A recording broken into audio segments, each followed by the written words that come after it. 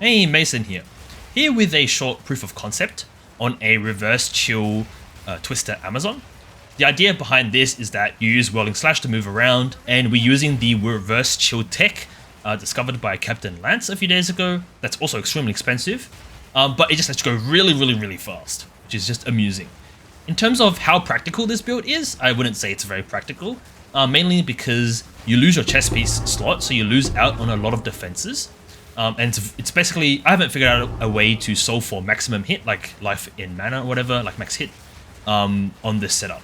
However, it's pretty entertaining to play, and it moves really fast, and it's just like something amusing. So if someone else has figured out a way or has some ideas on how you can solve for maximum hit, please just comment below, and I'll look into those, because I think this has potential.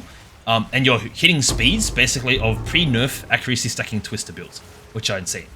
So for context, this character was my parry character, and I ported him over from SSF. He's level 90, and his gear is very bad, please be aware.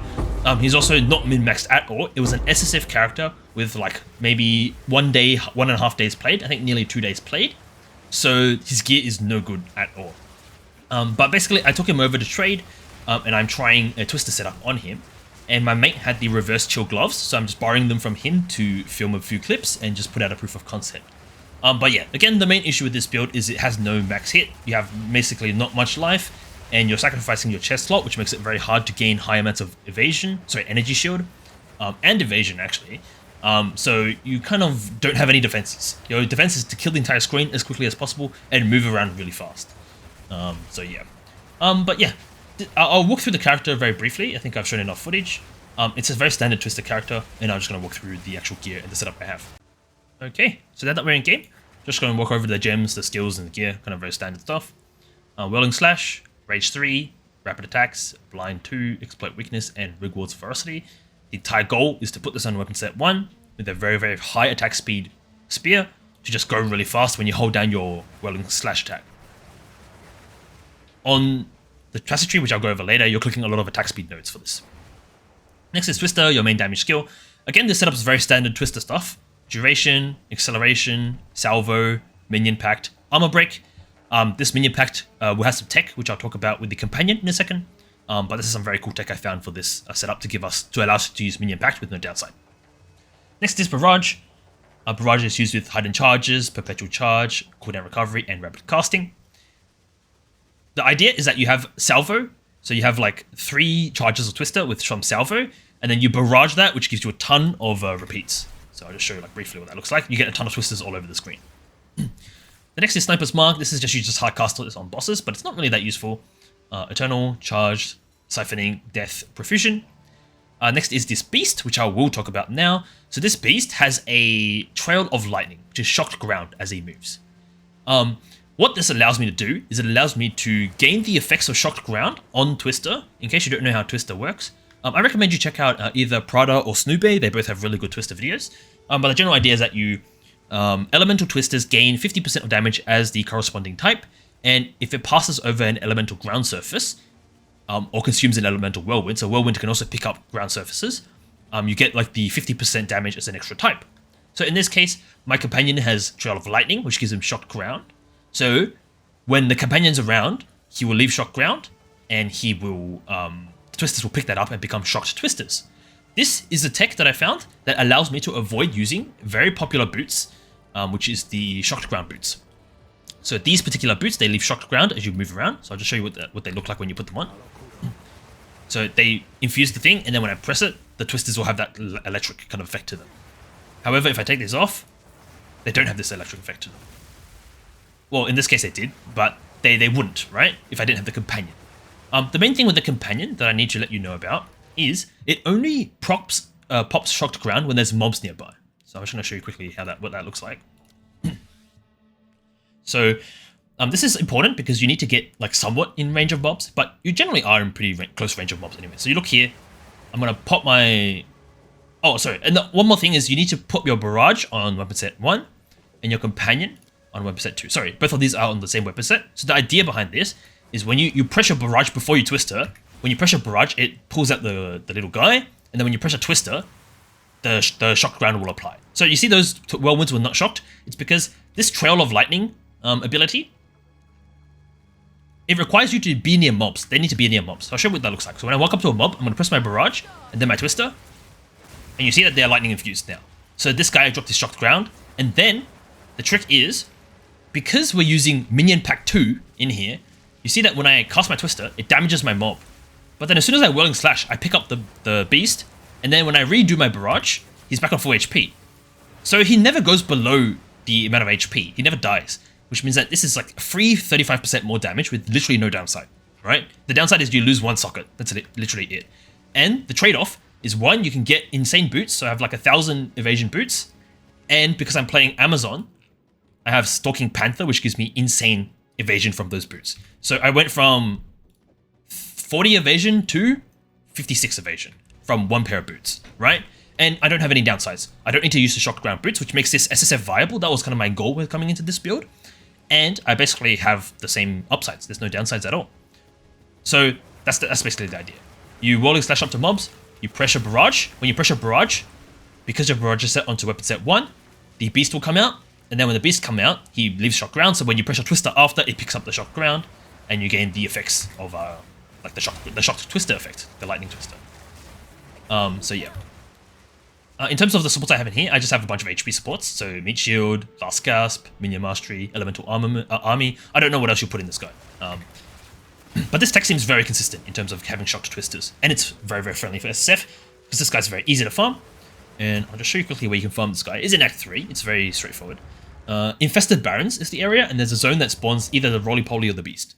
So this zone right here, you just go there, you look for a checkpoint. The checkpoint will either have the roly-poly beast or the bear, which I think it doesn't exactly matter which one, right? Because you're only deploying them for a certain period of time and then immediately picking them up as soon as they've put their shot ground, basically, and taking damage from Minion Pact.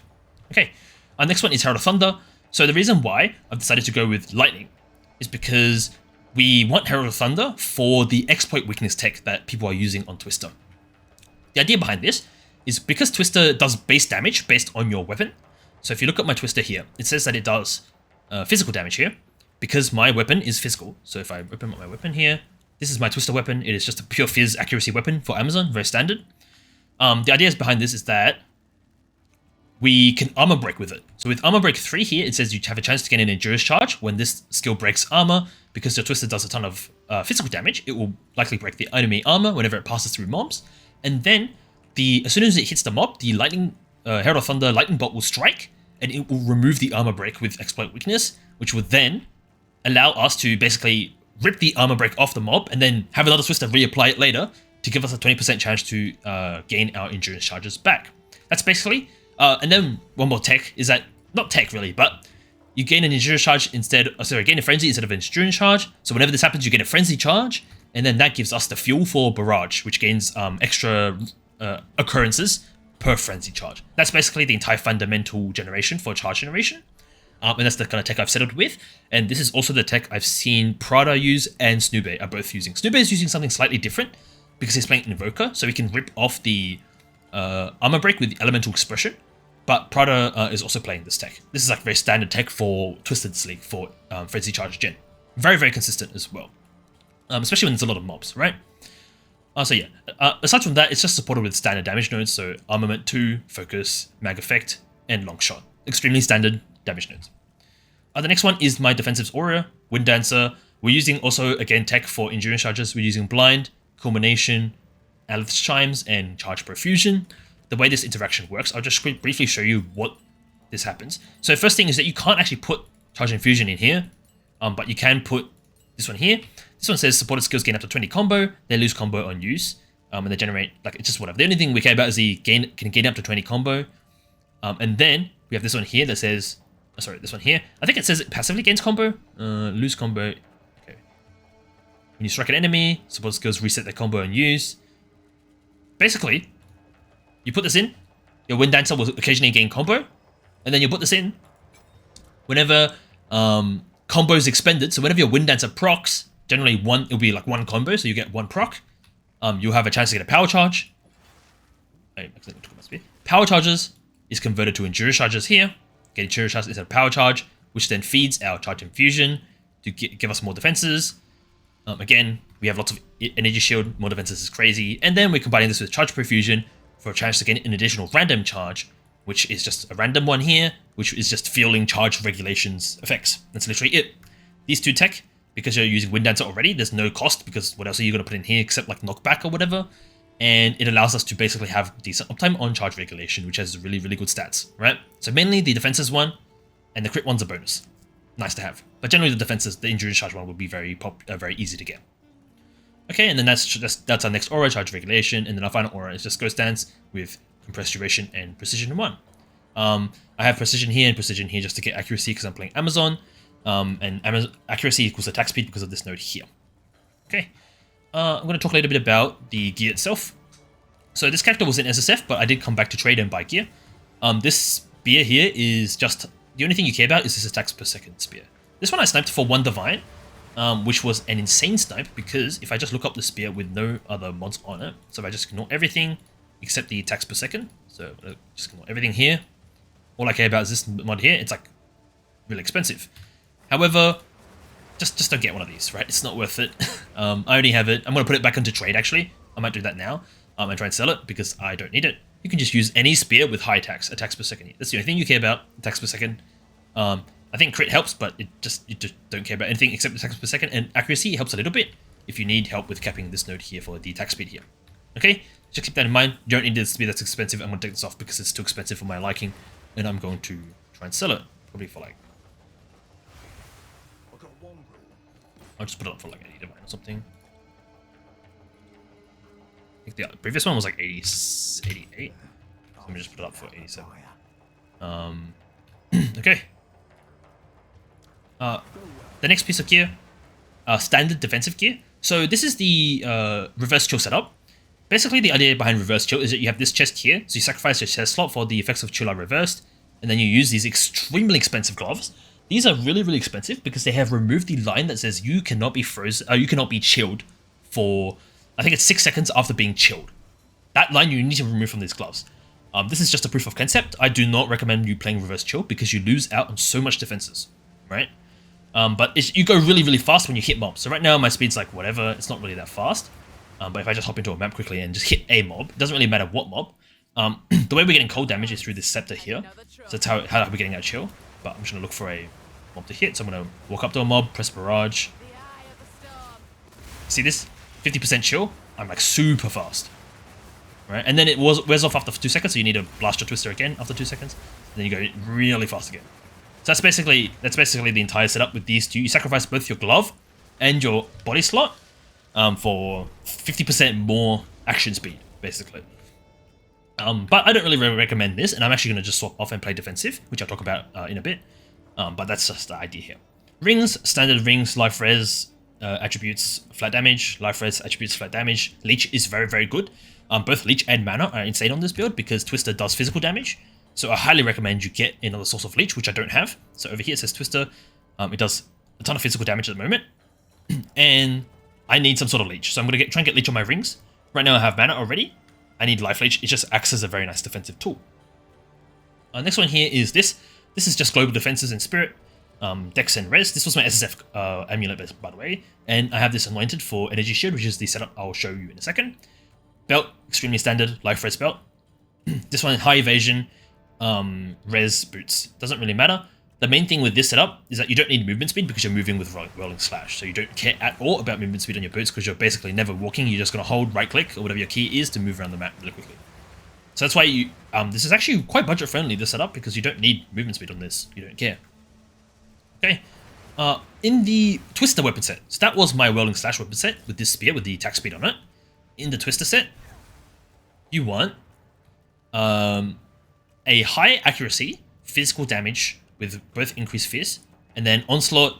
Crit chance is good but optional. Like it's like how much money you have basically, and attack skills. Extremely simple to craft. Basically, like every way you craft a physical damage weapon. And the idea behind the speed is you just want crit and big damage, right?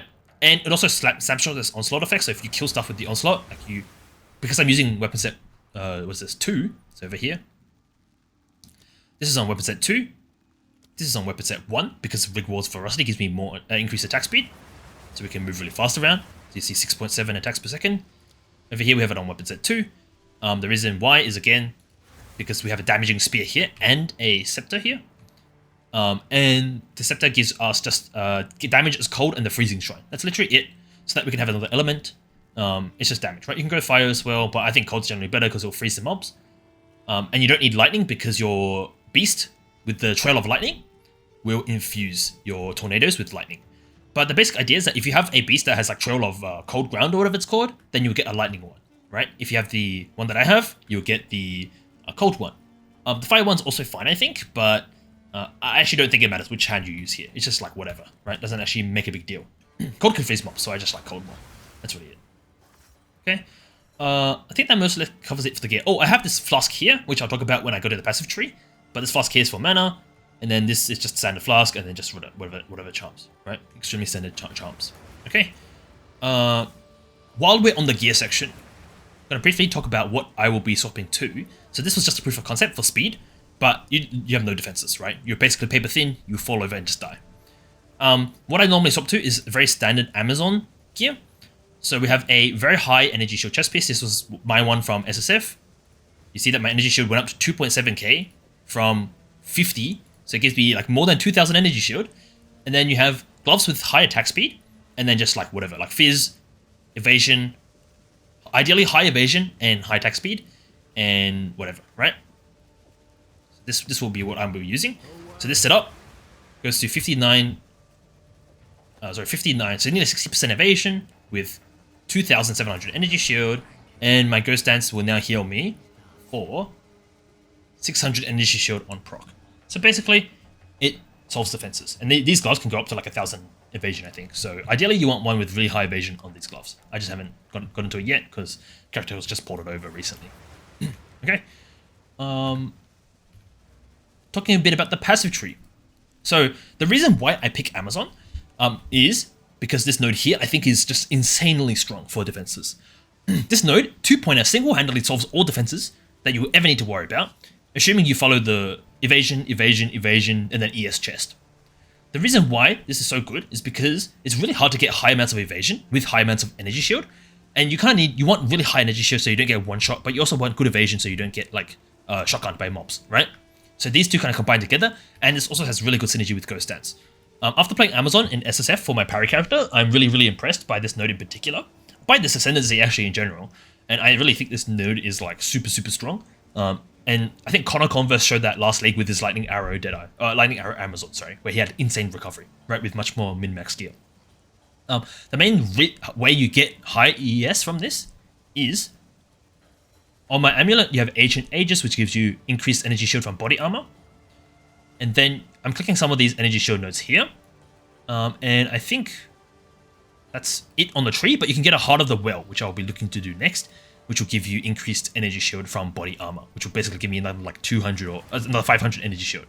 Right, the rest of us just getting a high energy shield base here, and then just getting some increased global defenses or whatever, right, randomly on the tree, as well as like random spots here. Like some of these random nodes here give a little bit of them, and then I think that's really it. Yeah, it's just those nodes there. Okay. All right. This one here is just damage. It's just really good. It's just more damage. This one here is for the crit chance.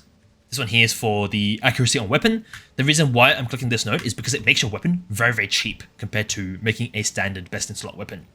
And also, I think it's more damage on spears, because spears, the physical damage on spears is much lower because it's a one-handed weapon. But with accuracy, the accuracy amount, like the value of tier 1 accuracy, is always 500 on no matter what type of weapon. So in this case, the 500 is getting 25% of that 500 is being converted to flat. And because the base of the spear, like the amount of physical damage possible on a spear is much lower, it's just like very free. So wrong spear, this one here. It's just like a really good way to get lots of flat damage. That's why I really like this one. It also makes crafting really cheap because accuracy tier 1 is really high weighted out of all the tier 1 mods possible. It's one of the highest weighted mods, which will make this weapon generally a lot more straightforward to actually find, especially in SSF as well, but just in general. Okay, that's going to be it for the Ascendancy. Talk briefly about the weapon swap, which is probably the main, like the most important part of this build. So, I'm going to talk about the whirling / weapon set, which is weapon set 1. Again, weapon set 1 because of rig rolls for velocity here for the more increased attack speed. On weapon set 1, we are taking literally nothing except attack speed, right? We have attack speed here. We have attack speed here. These small ones here give attack speed. We have attack speed down here. Attack speed, attack speed, attack speed, attack speed. This is why I'm using this flask here, because this flask is constantly applied onto my character, so I'm literally getting 60% attack speed from one node. This is an insane combo, basically. Over here, we're getting skill speed, skill speed, skill speed. Basically attack speed. We don't care anything about movement speed. And over here, I'm clicking this node, Falcon Dive. So this particular keystone is on my weapon set, because we don't care about attack speed in the Twister setup. We only care about in the whirling slash setup. And then over here, this one gives crit chance to attacks, which is good because we want some crit. So that's why it's being clicked on both weapon sets. Up here, these are not being clicked on the weapon set. These are clicked in both because this time nostril here. This time nostril has large radius, projectile speed, which is good for twisters, attack speed with spears, increase attack speed. This was like 50x. They're really cheap. And it hits an insane spot. Like you see here, I'm hitting both this, and this. It's hitting 1, 2, 3, 4, 5, 6. It's 5, 6, 6 notables, right? Each of these give 2% projectile speed. This is not even divined. I would probably divine this up to 3%, 2%, 2%, because the effectiveness of this. You're getting so many stats here, right? Gives you a ton of attack speed, gives you a ton of projectile speed. Projectile speed is good for Twister, attack speed is good for the whirling slash. That's why we have all these nodes in both weapon sets. Normally you might not see this, but that's why we have both of these nodes in both weapon sets, because we want them to both apply the attack speed for my first weapon set, but the projectile speed for my second weapon set, if that makes sense. So the end result is that whirling slash has like attack speed of like 6.9, and that's with this speed here, which only has 2.26 attacks per second. If you have a better base attack speed on your spear, it will go higher. Okay, over here again, attack speed, attack speed, attack speed, and then over here we have skill speed, skill speed, skill speed, and then over here we have attack speed, attack speed, attack speed. So it's literally just clicking as much attack speed as you can. That's literally it. If I had more points, I'll click these 2 attack speed nodes here. That's it. All we care is about attack speed on this node. We literally don't care about anything else. Okay, now going to talk about the Twister weapon set, so the actual damage. So that's weapon set 2, and again, it's because Rickrolled Velocity needs to be on weapon set 1. That's literally the only reason why it's on weapon set 2. Okay, so back to the skill tree. I'll just quickly flip it so you can kind of see what gets changed. The general idea is there's not much down here that gets changed, right? You can see here that there's crit damage nodes here. That's it. Nothing else. All the attack speeds get put off because we don't care about attack speed on Twister. And then we're clicking like a bunch of these nodes up here. So I'll walk through them briefly. Crit, crit, crit. Crit. Crit. Crit against blinded enemies. And crit. That's literally it. It's just, sorry, not crit. This is a projectile speed and projectile damage. Again, projectile speed is really good on Twister because increases and reductions to projectile speed apply to the damage of the skill. And we want Twister to go fast, so it like bounces around a lot, right? It's a bit like how Spark plays if you've ever played Spark yourself. This tree is not optimized by any means. I basically played this tree for, what's my slash played? 2 days, 8 hours, so it's probably like around 6 hours a day I think I played this character, including buying. So if you don't include buying, it's probably like 8 hours with buying, right? This tree is not optimized. It is very, very mediocre. Like there's a lot of work I need to put into this tree and kind of work on it a bit more and min-max some of the stats and stuff. Like I have this random damage node here, a certain damage node, random defensive node here because I don't know what else to put it in, right? One more thing I want to talk about on Twisters is this skills supported by Unleash. It says Unleash and it says spells, right? But this seems to work. I think Prada tested this and it seems to work with Salvo. This one here. This one says supports attack skills that you use yourself, which fire projectiles. They accumulate seals over time. So in this case, remember, this is seal gain frequency. And then that allows us to have our Twisters come back at 3 seconds quicker, right? I don't think there's a stat that actually shows this. So let me see if I can find if there's a stat here.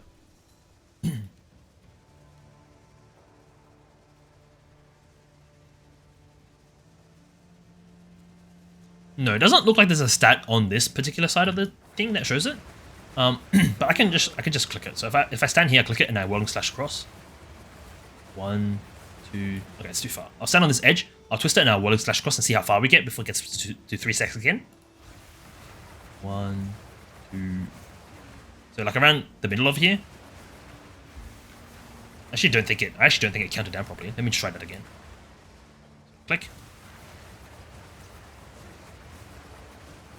So like around the edge of my map device, and then if I unspec these nodes, Not wrong with a new approach. and then go back to the same spot, which is like around here approximately, I'm just gonna eyeball it, right? I'm gonna press my twister and whirling slash. You see, it's substantially slower. You see, I only get to 3 when I was like up here. So this is really important because you want to have 3 stacks of salvo every time you get near mobs. So you can barrage and salvo and then just go to the next pack, right? If this takes too long, you have to like run around the pack and wait for your stacks to come back and then click it again. That's why these 3 nodes are very, very important, and I've decided to path up to grab these because these make the Twister feel so much nicer to play because you get the seals back much more frequently. And it also helps it match the cooldown on your barrage as well, which is just a side effect. Okay, and I think that mostly covers it. It's just standard crit nodes and then like some damage with crits recently, some evasion nodes, all of these nodes here because of the time lost. Oh, a jewels quickly. This jewel's just ES. ES and crit, it's a 2 module, and then taken before life is not really that useful because you have energy shield. Over here it's the same thing, ES crit, and then taken before life. Ideally you want to Heart of the Whale here with some sort of gain damage or skill speed or crit or increased energy shield. So the same line as this, increased energy shield from equipped body armor. That's what you ideally want. That's what I'm going to be doing next. But yeah, I think that mostly actually wraps it up for the character. If you've watched this long and you've watched my previous video on the tactician, I'm going to put the tactician on hold for a bit because I really wanted to try twist the character because it's just mechanically really fun to play, and I had an Amazon leveled up already, so I wanted to keep 2 Amazon for Stalking Panther. But that's generally it. I'm going to probably play this character a bit more and just enjoy the character. It's just very fun to play, right? And this new tech with the companion makes this SSF viable, which I'm really, really happy about because that means I can play this in SSF, which is kind of how I judge the standard of how good a build is. If your build is trade league only, unless it's like really cool, right? Like uniques or something, I don't really see it as being like that good. But if a build in SSF can basically match a trade league build, I see it as being very strong, right? So that's kind of how I view builds in general. And because again, I'm not really a big currency grinding player, but I do have a ton of currency because a mate gifted me all his currency because he gifted Uber, thank you. But basically, I don't really like to grind currency. I don't really like to juice. So that's why I kind of like keeping my builds SSF viable because it means that it will be viable in trade on a budget. That's really it. Okay. That more or less wraps it up for this character. I'm going to keep playing this character more, and I'll make an update when something significant changes. But yeah, thanks for watching. And again, one more thing, I don't recommend you play the reverse chill setup. I recommend you play like a very standard Amazon Stalking Panther defensive setup. Because it's just, you just won't die, right? Reverse chill setup will fall over and just get instantly blown up by bosses and stuff like that. It's not very fun. At least for me, right? I don't like dying very often. Okay, that's gonna wrap it up here. Thanks for watching.